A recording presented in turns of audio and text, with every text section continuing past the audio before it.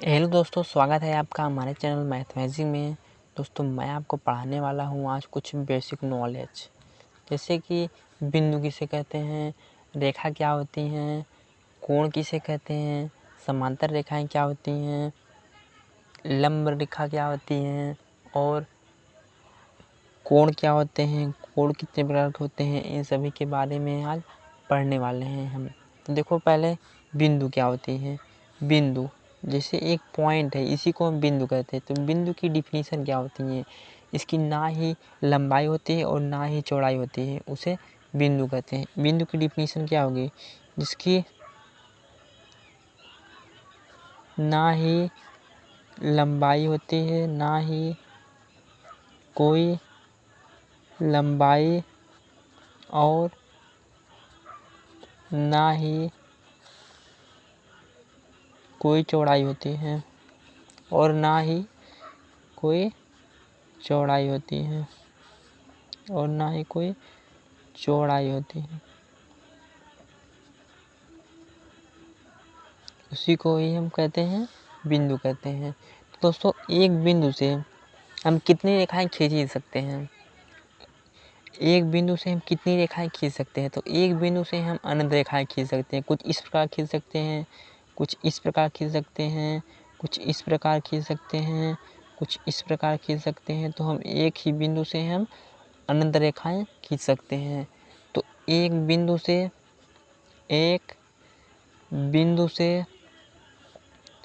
अनंत रेखाएं खींची जा सकती हैं। एक बिंदु से अनंत रेखा खींची जा सकती है, रेखा खींची जा सकती हैं।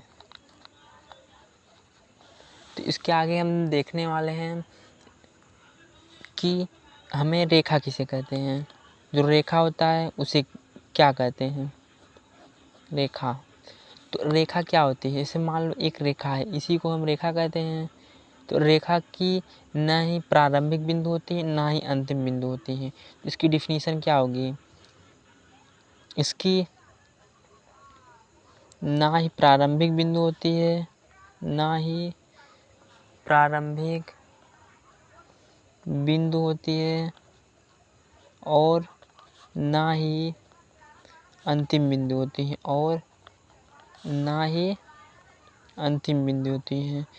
क्योंकि दोस्तों, रेखा जो होती है वह कहाँ से निकलती हैं और कहाँ जाकर मिलती हैं और कहाँ जाकर ख़त्म होती हैं, यह इसके बारे में कुछ कहा नहीं जा सकता। यानी कि यह अनंत से निकलती हैं और अनंत में ही जाकर समा जाती हैं, उसी को हम रेखा कहते हैं। तो रेखा क्या होती है, रेखा एक लंबाई, जिसकी लंबाई होती है परंतु चौड़ाई नहीं होती, उसी को हम रेखा कहते हैं। रेखा किसे कहते हैं, जिसकी लंबाई होती है परंतु चौड़ाई नहीं होती।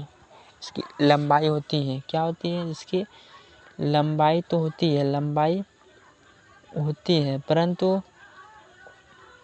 चौड़ाई नहीं होती, परंतु इसकी चौड़ाई क्या होती है, नहीं होती। उसी को हम क्या कहते हैं, उसी को ही हम रेखा कहते हैं। अब इसके बाद एक आता है, इसके बाद एक रेखाखंड। तो रेखाखंड किसे कहते हैं, जैसे मान लो रेखाखंड। तो रेखा का कटा भाग हमारा रेखाखंड कहलाता है।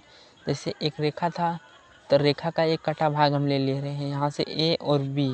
जैसे मान लो ए बी हमारी 5 सेंटीमीटर है, तो यह क्या है, एक रेखा का कटा भाग, ये है हमारा रेखाखंड। तो रेखाखंड किसे कहते हैं, रेखा का कटा भाग, रेखा का कटा भाग, रेखा का कटा भाग ही हमारा रेखाखंड कहलाता है, रेखाखंड कहलाता है। तो रेखा का कटा भाग ही हमारा रेखाखंड कहलाता है। क्या कहलाता है, रेखाखंड कहलाता है। रेखा का कटा भाग रेखाखंड कहलाता है। इसके बाद एक दोस्तों आता है तीसरा पॉइंट कि किरण किसे कहते हैं।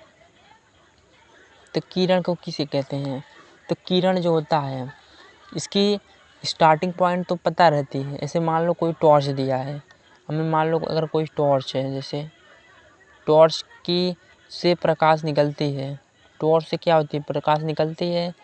प्रकाश के बारे में पता है कि वह टॉर्च से निकल रही है, लेकिन वह कहाँ जाएगी, कहाँ ख़त्म होगी, वह नहीं पता है। इसलिए हम किरण को क्या कहते हैं, इसकी प्रारंभिक बिंदु तो पता होती है, प्रारंभिक जो बिंदु होती है, यानी प्रारंभिक बिंदु जो होती है वह पता होती है, लेकिन अंतिम बिंदु नहीं पता होती है। लेकिन अंतिम बिंदु नहीं पता होती है, उसी को हम किरण कहते हैं। तो प्रारंभिक बिंदु पता होती है लेकिन अंतिम बिंदु नहीं पता होती है, उसी को हम क्या कहते हैं, उसी को हम किरण कहते हैं, उसी को ही हम किरण कहते हैं। इसके आगे हम देखने वाले हैं दोस्तों कि हमें समांतर रेखाएं क्या होती हैं। इसके आगे हम देखने वाले हैं कि समांतर रेखा क्या होती है। समांतर रेखा के बारे में हम पढ़ने वाले हैं। देखो समांतर रेखा क्या होती है और किसे कहते हैं। जब दो रेखाएं परस्पर सीधी हों और एक दूसरे को कभी नहीं काटेंगी, इनको चाहे जितना बढ़ा दिया जाए, इस सिरे से इस सिरे से दोनों को चाहे इतना बढ़ा दिया जाए, या आपस में एक दूसरे को कभी टच नहीं करेंगे यानी काटेंगी नहीं, तो यही हमारी एक समांतर रेखा है। तो समांतर रेखा क्या होती हैं, जो दो रेखाएं आपस में एक दूसरे को कभी नहीं काटती हैं, उसी को हम समांतर रेखा कहते हैं। उसी को क्या कहते हैं दोस्तों, हम समांतर रेखा कहते हैं। इसे हम जैसे मान लो अगर एक रेखा ए बी है और ये बी सी नहीं ये सी डी है, तो इसे हम किस प्रकार लिख कर दर्शा सकते हैं, यानी ए बी जो रेखा है वह समांतर है सी डी के। तो जो ये बीच वाला जो लाइन दिया गया है डबल लाइन, यही हमारी एक समांतर रेखा की पहचान है, समांतर रेखा की पहचान है। दोस्तों क्वेश्चन में सवाल में हमें ये सिंबल देखने को मिलेगा, ये क्या होता है, ये समांतर का चिन्ह है।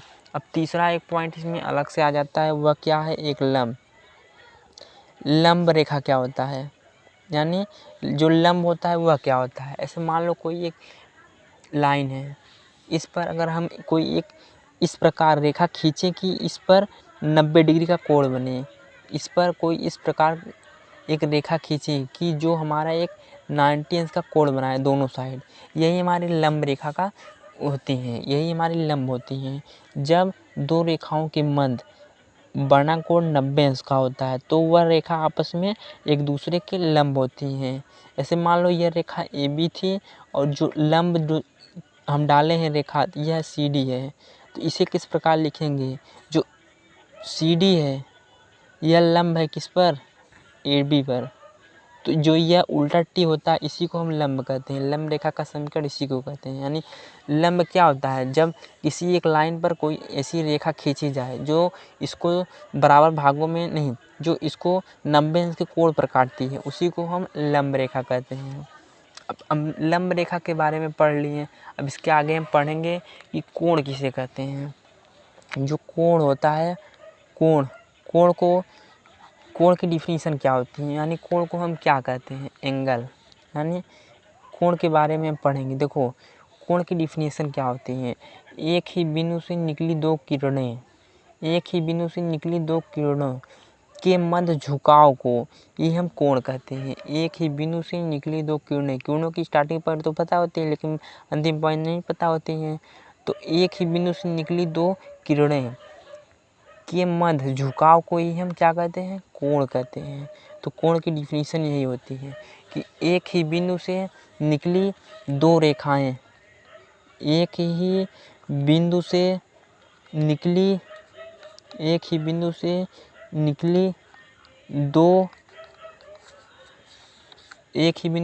दो रेखाएं या किरणें के मध्य झुकाव को ही कोण कहते हैं।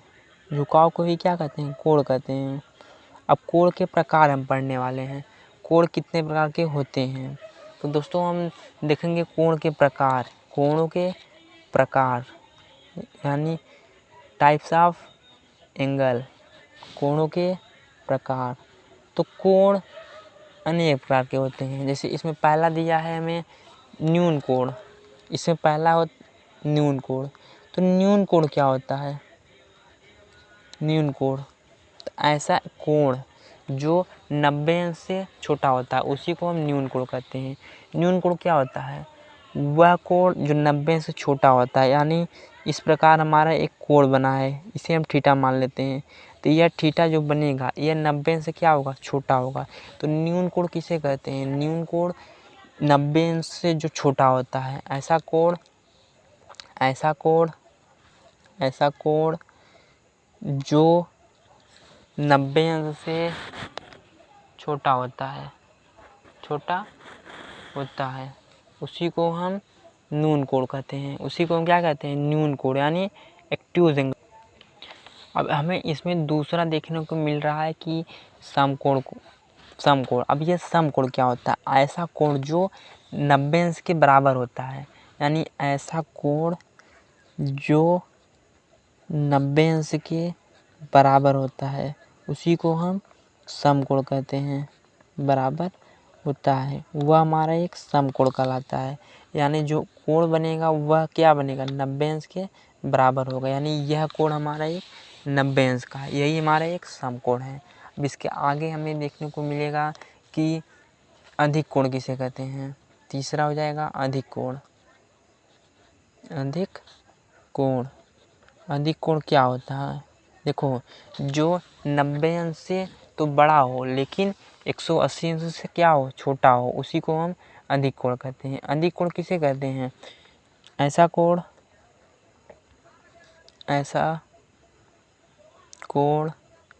जो 90 अंश से बड़ा, 90 अंश से क्या हो, बड़ा हो तथा 360 अंश से छोटा हो, उसे हम अधिक कोण कहते हैं। यानी कि जो एंगल बनेगा, जैसे मान लो यह कोण है, यह कोण हमारा बनेगा, जो थीटा बनेगा यह बनेगा क्या, 90 अंश से तो बड़ा होगा लेकिन 360 अंश से छोटा होगा, यानी ये बीच में अलाउ करेगा, जो 90 अंश से बड़ा होगा और 360 अंश से छोटा होगा। इसके बाद हम देखते हैं एक अगला कोण इसमें है, वह हमारा एक है चौथा ऋजु कोण। अब ऋजु कोण क्या होता है, ऋजु कोण ऐसा कोण जो 90 अंश के ऐसा कोण जो 180 अंश के बराबर होता है, यानी एक स्ट्रेट लाइन पर बनी कोण हमारी एक ऋजु कोण कहलाती है। यानी इस पर जो कोण बनेगा वह हमारा क्या बनेगा, 180 अंश, यही हमारा एक ऋजु कोण है। तो ऋजु कोण क्या होती है, ऋजु कोण ऐसा कोण जो 180 अंश के बराबर होता है, जो 180 अंश के बराबर होता है, उसे हम ऋजु कोण कहते हैं। यानी स्ट्रेट लाइन पर बना कोण ऋजु कोण कहलाता है। इसके आगे हमें देखने को मिलेगा कि अधिक कोण के बारे में पढ़ ही चुके हैं हम, अधिक कोण किसे कहते हैं। अब हम पढ़ेंगे पूरक कोण किसे कहते हैं। पूरक कोण, तो पूरक कोण किसे कहते हैं, देखो दोस्तों पूरक कोण किसे कहते हैं, पूरक के बारे में हम पढ़ने वाले हैं। जिन दो कोणों का जोड़ हमें 90 अंश के बराबर मिले उसी को हम पूरक कोण कहते हैं। इसकी डिफिनीशन क्या होगी, जिन दो कोणों का जोड़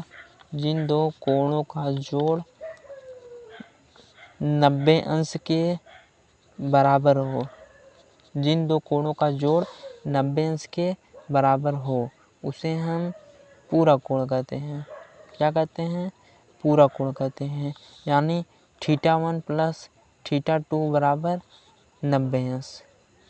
जैसे मान लो अगर हमें कोई एक एंगल दिया गया है, इसका एक कोण हमें θ1 है, दूसरा कोण हमें θ2 है, तो इन दोनों का जो जोड़ होगा वह हमें सदैव 90 अंश के बराबर होगा, तो वही हमारी क्या कहलाती है, एक पूरक कोण कहलाती हैं। इसके आगे हम देखेंगे कि समपूरक कोण क्या होता है। इसके आगे हम देखेंगे कि